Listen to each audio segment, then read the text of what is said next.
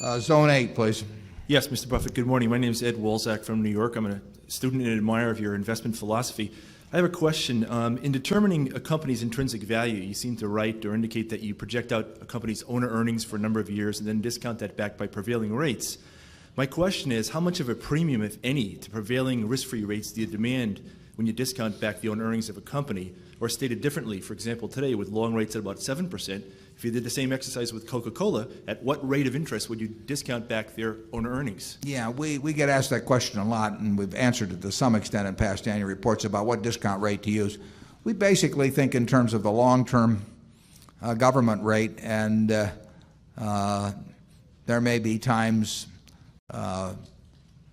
when in a very, because we don't think we're any good at predicting interest rates, but probably in times of what would seem like very low rates, we might use a little higher rate. But we don't put the risk factor in per se, because essentially the purity of the idea is that you're discounting future cash, and it doesn't make any difference whether cash comes from a risky business or a safe business, so-called safe business. So the value of the cash delivered by a water company, which is going to be around for 100 years, is not different than the value of the cash derived from some high-tech company, if any, that you might be looking at.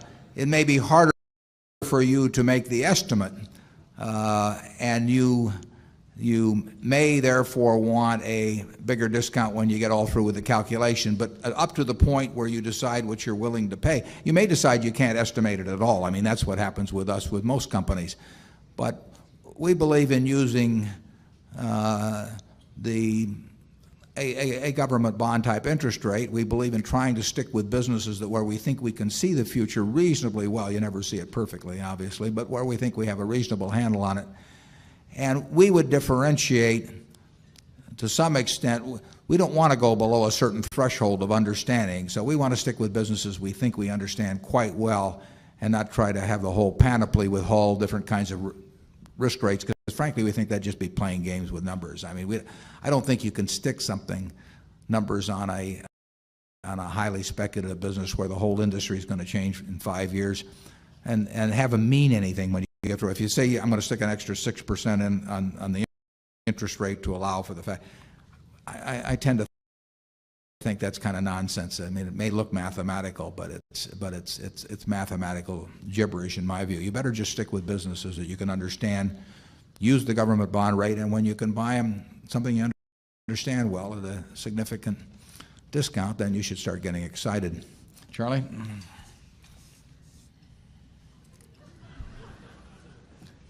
Yeah, the discounts were once greater than we now see.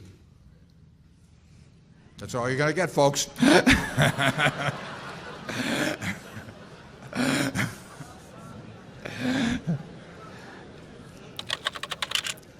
Zone 1.